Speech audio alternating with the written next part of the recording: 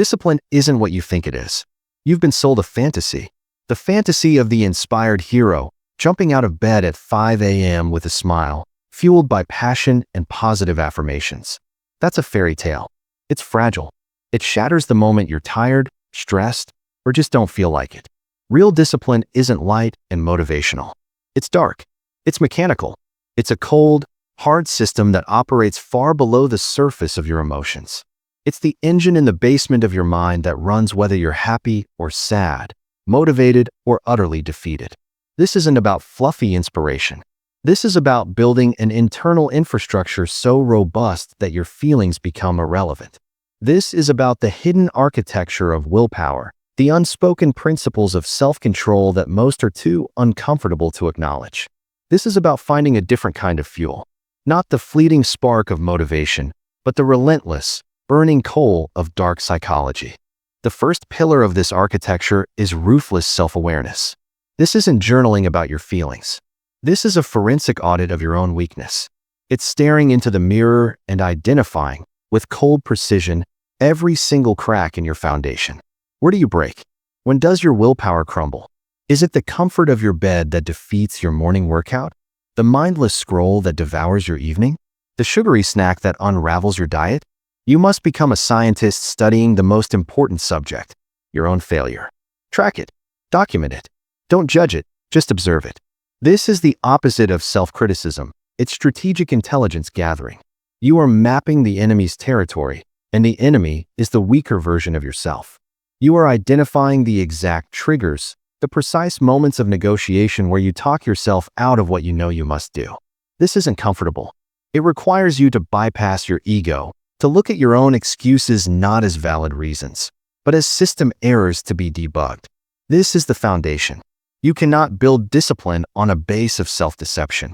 Once you've mapped the weaknesses, you deploy strategic manipulation against yourself. This is the core of dark psychology applied to discipline. You must learn to hack your own brain. Your mind has primal triggers, built-in shortcuts, and deep-seated biases. The weak man is a slave to them. The disciplined man learns to weaponize them.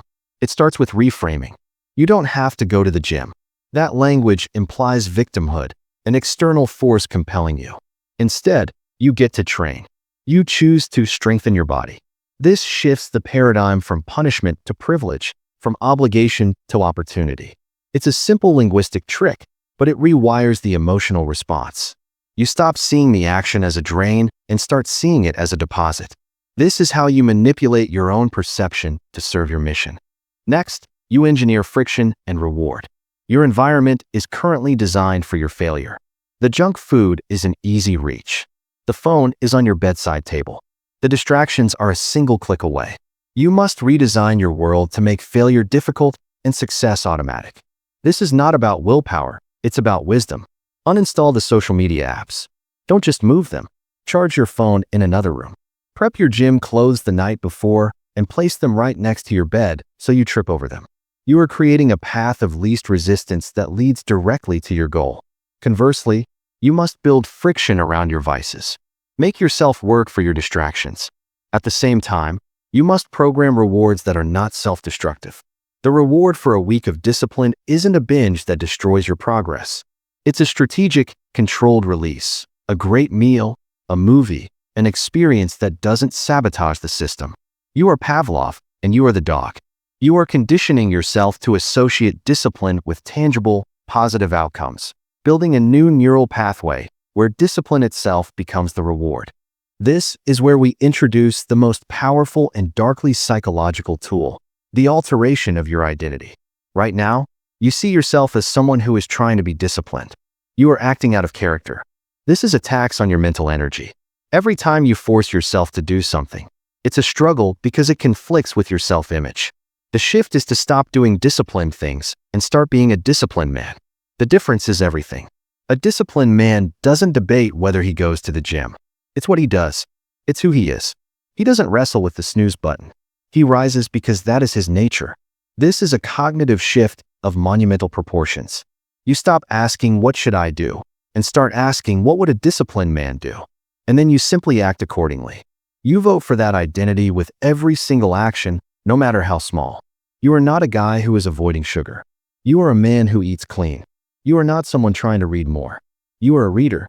This identity level change moves the battle from a daily skirmish of willpower to a permanent coup of the self. The actions become automatic, effortless, because they are simply expressions of who you are. Underpinning this new identity is a fundamental embrace of emotional neutrality. Discipline is not fueled by excitement. Excitement is a spark that dies quickly. Discipline is powered by purpose, and purpose is often quiet, grim, and determined. You must decouple action from emotion. The workout happens whether you're excited or not. The work gets done whether you're inspired or not. This is the mechanical nature of true discipline. It is the understanding that your feelings are the most unreliable metric for decision-making. They are weather. They change constantly. Your discipline must be the climate, the constant, unchanging environment. This is where you find a strange power in embracing the grind, even enjoying the monotony. There is a deep satisfaction in executing a plan with machine-like precision, not because it feels good, but because it is effective. This emotional detachment is your armor.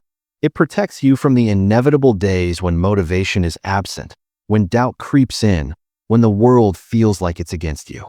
On those days, the emotionally driven man fails. The disciplined man simply consults the system and executes. He doesn't need to feel like it. He just does it because it's what he does. This system requires a new relationship with pain and discomfort. The modern world is designed to eliminate discomfort at all costs. This has made us soft. It has made our psychological immune system weak. Dark psychology understands that discomfort is not the enemy. It is the training ground. It is the weight you lift to strengthen your mind. You must learn to seek out controlled doses of discomfort. Take the cold shower. Choose the harder task. Have the difficult conversation. Fast. Push yourself one more rep. In these moments of voluntary suffering, you are sending a powerful message to your deepest psyche. I am in control. My mind does not dictate my actions. My will dictates my mind. This is the ultimate power move. You are not avoiding pain. You are leveraging it. You are using it as a tool to forge a mental toughness that becomes unbreakable. The comfort-seeking man is always vulnerable, always at the mercy of his environment. The man who is intimate with discomfort is fearless. He knows he can handle whatever arises because he has already put himself through worse. All of this, the self-audit, the environmental design, the identity shift, the embrace of discomfort, culminates in the development of a personal philosophy. This isn't an abstract concept. It's an operating system. It's a set of core principles that are non-negotiable. For the disciplined man, integrity is not something he has with others. It is something he has with himself. When he makes a promise to himself, he keeps it. Every single time. This builds self-trust, which is the currency of discipline. When you know, with absolute certainty, that you will do what you say you will do, a new kind of confidence emerges. It's a quiet, unshakable certainty that permeates your entire being. This philosophy becomes your compass. When you are lost, tired, or confused, you don't look for external motivation. You return to your code. What does the code say? The code says to execute. The code says that feelings are irrelevant. The code says that the mission is everything. This is how you build a legacy of action, a life not of good intentions, but of undeniable results. The hidden key was never a secret trick. It was a fundamental rewiring of your entire approach to action, from a reactive child seeking comfort to a proactive force of nature, building your reality one disciplined action at a time, regardless of the cost, regardless of the feeling, because that is simply what must be done.